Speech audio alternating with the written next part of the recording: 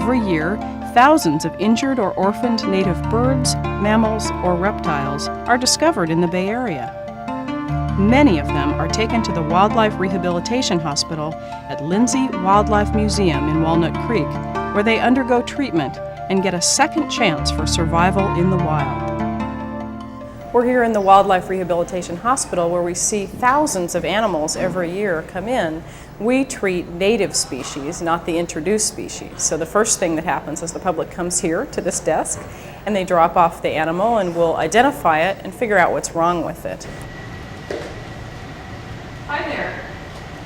We have a little bird who we found at our house, and he's not doing too well. Okay, let me take him into the back, and then I need to get some information, so don't go away. Okay. And this was at your home that you found Yes, it? and right out in the front, between our garage and the street.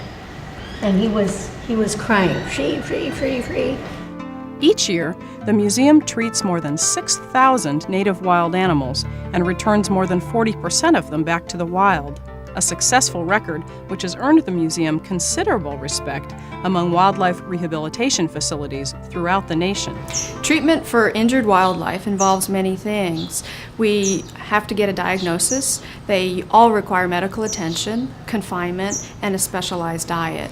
Just wetting the feathers with alcohol. We can't use water because, of course, feathers are waterproof and they would resist the water. We use a variety of tools. Some of them are like the tools you see in your doctor's office. He's got food in there that's just sitting there rotting. We're not just dealing with the human body like a medical doctor. We have to understand the anatomy and physiology of over 200 different species. We carefully examine the animals looking for signs of dehydration, starvation, fractured bones, cuts. These are our clues. I felt everything. I just can't feel what the cause of his problem is. It's not always clear to us what's wrong with an animal. Well, just don't see anything. Don't see anything, I don't feel anything. So we'll see what a little rehab, TLC, and blood work does for him. The animals have a better chance for recovery because of the special attention given by our volunteers. The people came by before the museum was open, and so we don't have any information about where they came from. There's 4 in the litter, and they're about 3 weeks old. Their eyes are still closed. Their ears are still closed. Sometimes when they're brought in as babies, really all they need is a safe place for them to fledge out their feathers and to grow big and strong enough for them to be released back into the wild. And they can do that here or at the home of one of our many volunteers. The treatment of about 200 different species requires a large kitchen and storage area. The staff has developed specialized menus that simulate animal diets in the wild. This is not your typical food in the fridge. In here we have everything from dog kibble to frozen chicks to worms.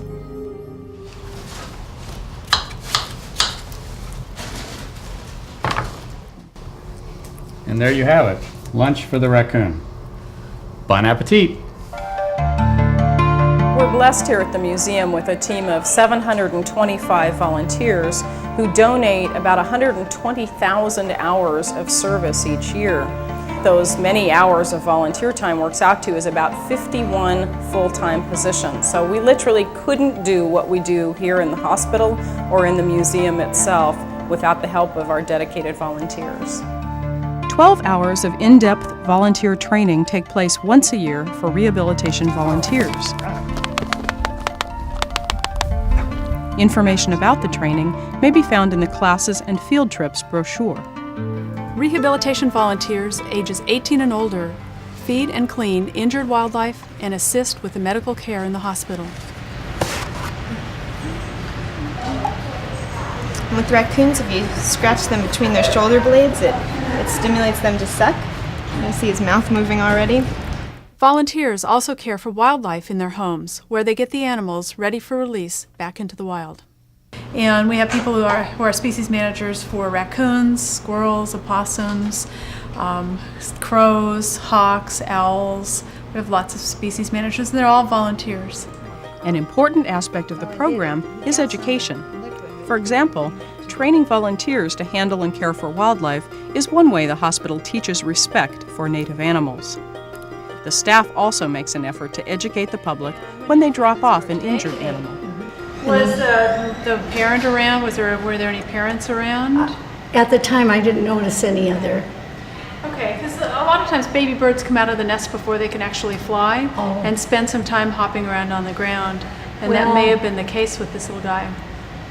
But not all of the animals received by the hospital can be released. Some die, or their injuries are so severe that they need to be humanely euthanized. A few special animals that cannot be released stay here. More than 50 species of live, non-releasable wildlife are displayed in the museum's exhibit hall. When the hospital staff or volunteers release animals, it may not make a significant change on a species' chance for survival. So why are people working so hard toward the goal to release animals back to the wild? The passion of helping, the inability to let something that's suffering and hurting just die.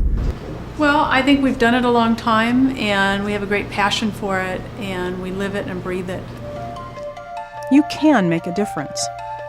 The hospital is expensive to run. You can provide critical support by making a donation to the Lindsay Wildlife Museum Rehabilitation Program.